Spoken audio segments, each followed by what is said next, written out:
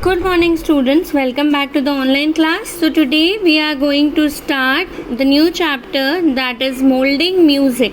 Okay, so let's get started. First we will crack the title. What is the meaning of molding? Molding मतलब क्या होता है? जब हम लोग किसी चीज़ को कोई एक आकार देते हैं तो उसको हम लोग मोल्डिंग कहते हैं. जैसे हम लोगों ने बहुत सारी चीज़ें देखी होगी, जैसे केक्स के या आइस क्यूब्स के मोल्ड्स मिलते हैं, उसको मोल्ड्स बोलते हैं, जिसको हिंदी में कहते हैं साँचा. जब हम लोग उस चीज़ को जो भी हम लोग वो चीज़ को वो शेप देना होता है तो हम लोग उसको उस सांचे में डाल देते हैं और वो उस चीज़ का शेप ले लेती है, तो वो मोल्ड हो जाती है. या इसको या तो शेप बदलने को कहते हैं या किसी की सोच को बदलने को हम लोग बोलते हैं मोल्डिंग हिज मेंटालिटी.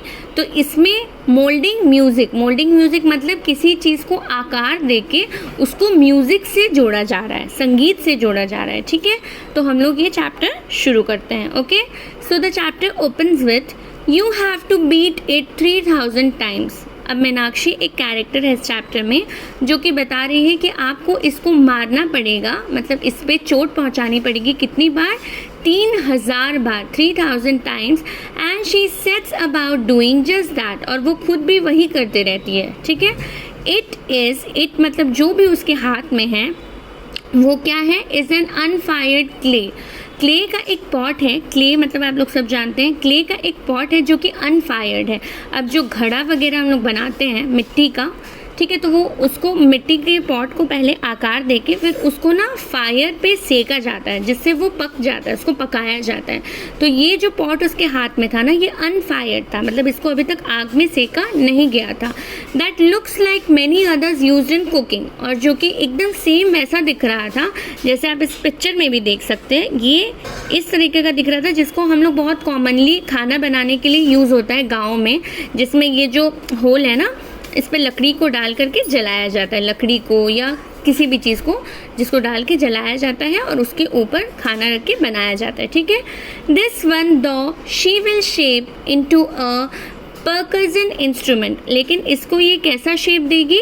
एक परकशन इंस्ट्रूमेंट का शेप देगी. अब आप वर्ड मीनिंग्स में देखिए, परकशन इंस्ट्रूमेंट मतलब होता है एक musical instrument that is sounded by being struck, जिसको ना मारने से, स्ट्रक करने से उसमें से म्यूज़िकल साउंड आती है. ठीक है, आवाज़ नहीं आती, एक म्यूज़िक सा बजता है. Placing it on her lap, अपनी गोद में रखती है.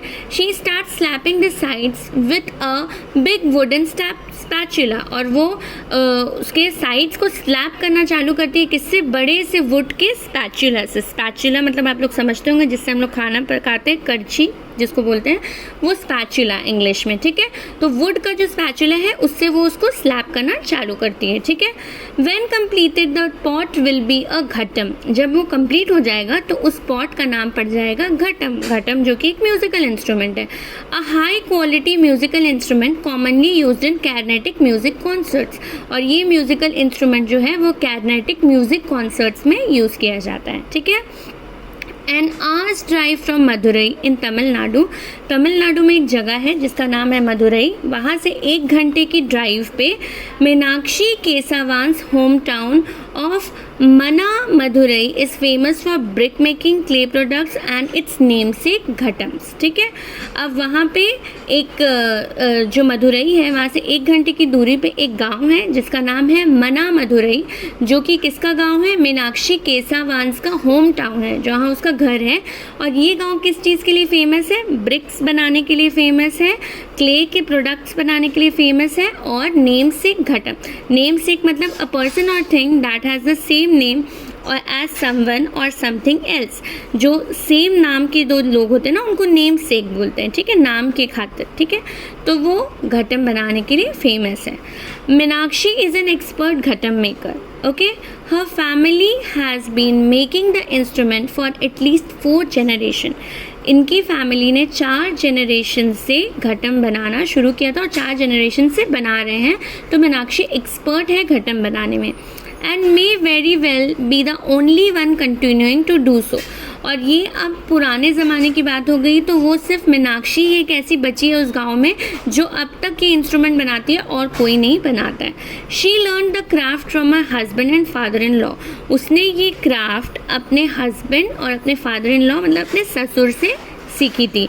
It takes 6 years to master. और ये 6 साल लग जाते हैं इसमें मास्टर्स करने में.